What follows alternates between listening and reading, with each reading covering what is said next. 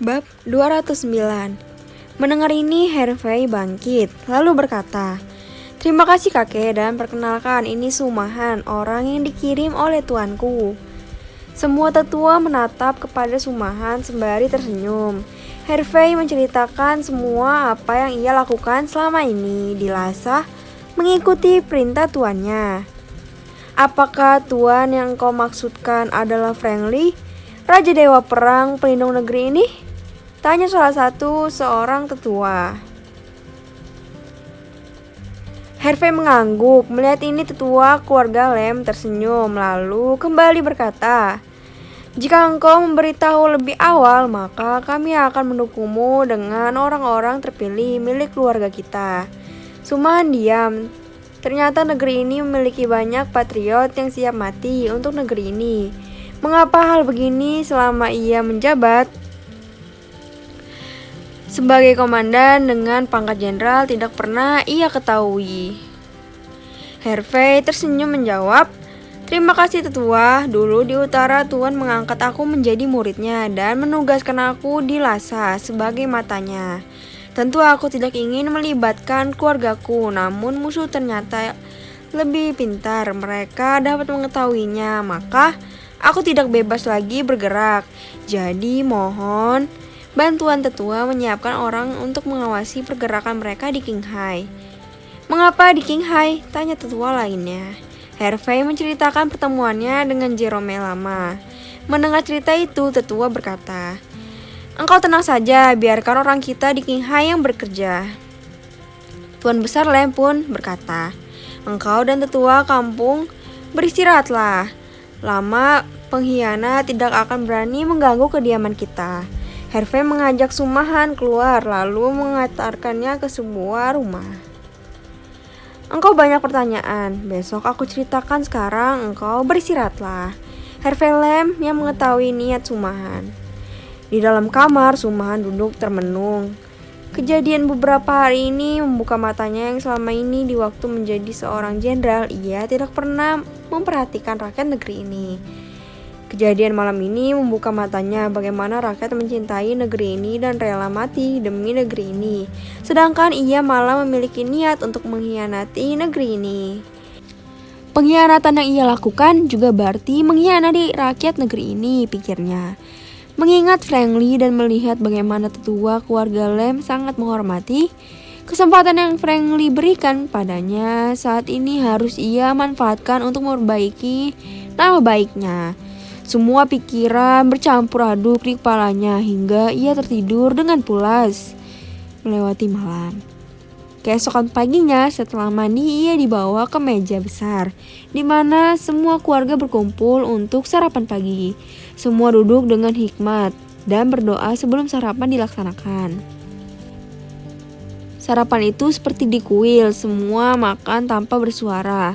Setelah sarapan selesai, maka pelayan membersihkan meja. Tuan Besar keluarga Lem tersenyum menatap Sumahan lalu berkata, "Engkau jangan bingung melihat cara kami, karena kami adalah keturunan terakhir Ketua Kunlun." Kata-kata Tuan Besar itu membuat Sumahan terkejut. Berapa banyak keluarga besar yang memiliki sejarah panjang yang masih terus bersembunyi di antara banyak keluarga besar lain di negeri ini, pikir Sumahan. Ia berdiri lalu menjawab, "Mata tuaku sangat senang bisa berjumpa dengan keluarga ini."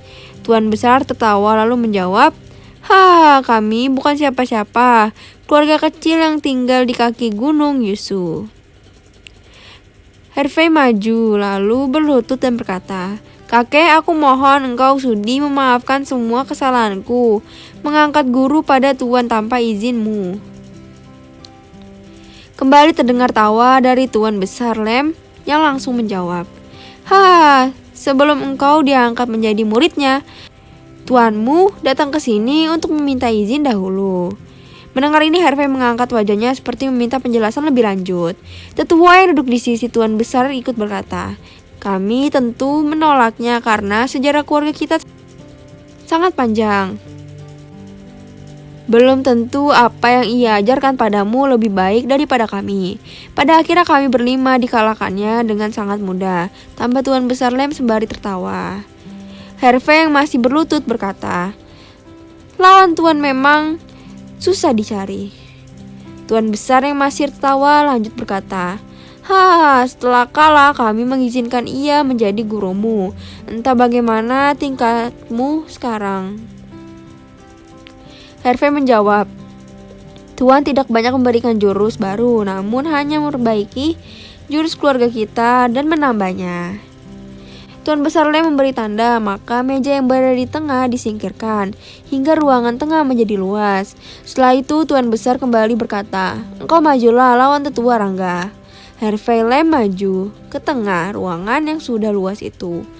Tetua Rangga Lem melangkah ke tengah ruangan lalu berkata, "Engkau jangan berlaku sungkan, kalahkan aku dan aku akan melawanmu sekuat tenagaku." Herve mengangguk ketika melihat tanda dari tetua Rangga untuk memulai, maka Herve dengan gerakan yang cepat maju menyerang dengan jurus naga menerjang gunung pun hancur. Tentu Rangga tahu akan jurus ini, maka ia bersiap menyambut saat tangan Herve yang menjulur seperti hendak mencakar wajah tetua Rangga. Namun tangan itu berhenti di tengah udara. Entah bagaimana kaki kiri Herve yang lebih dahulu maju memberikan serangan ke titik kematian di perut Rangga. Rangga sedikit terkejut karena seharusnya cakar itu akan berlanjut, namun kenapa tangan berhenti? Ternyata inti serangannya adalah kaki kiri yang berkaitan ekor menyambar dari samping dengan kekuatan yang sangat dahsyat. Rangga tidak sempat lagi mengelak. Untuk menurunkan tangan menangkis pun percuma karena merubah gerakan tangan tentu mengurangi kekuatan tangkisan. Untuk melompat tidak ada waktu lagi.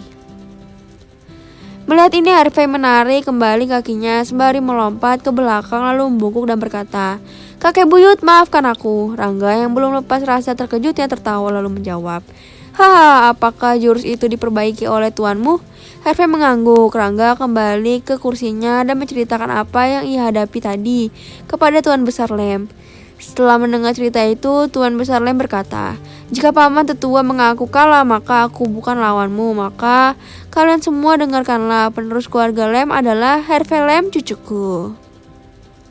Mendengar ini tetua dan seluruh keluarga berlutut memberi hormat. Herve cepat mengangkat kakek buyutnya sembari berkata, "Kakek buyut bangkitlah dan kalian semua bangkitlah."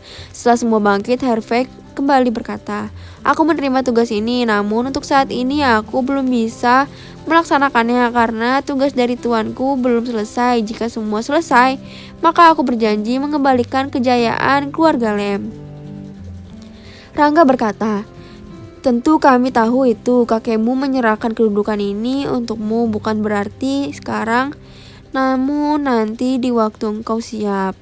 Herve Lem tersenyum mendengar kata-kata itu, lalu ia berkata, "Aku akan membuat keluargaku menjadi keluarga yang besar."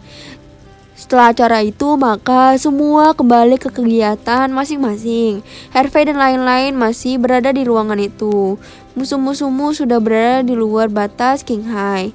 Kemarin sore Indra Sung pun tiba di sana dan informasi terakhir ia menuju puncak Himalaya menjemput kakek buyutnya. Tuan Besar Lem memberikan informasi yang ia terima dari orang-orangnya di Qinghai.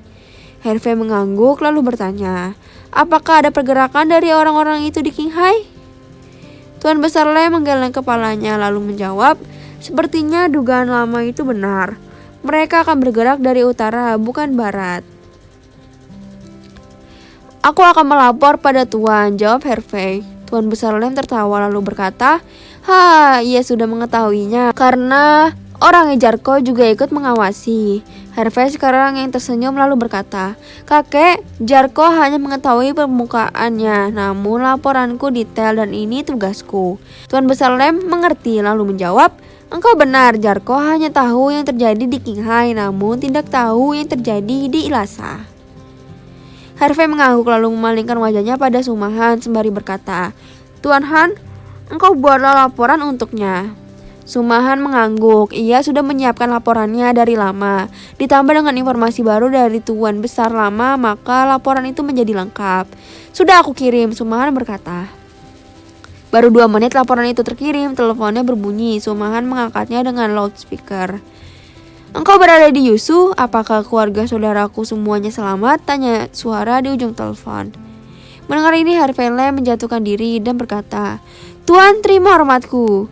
Terdengar tawa di ujung telepon, lalu suara Franklin kembali terdengar.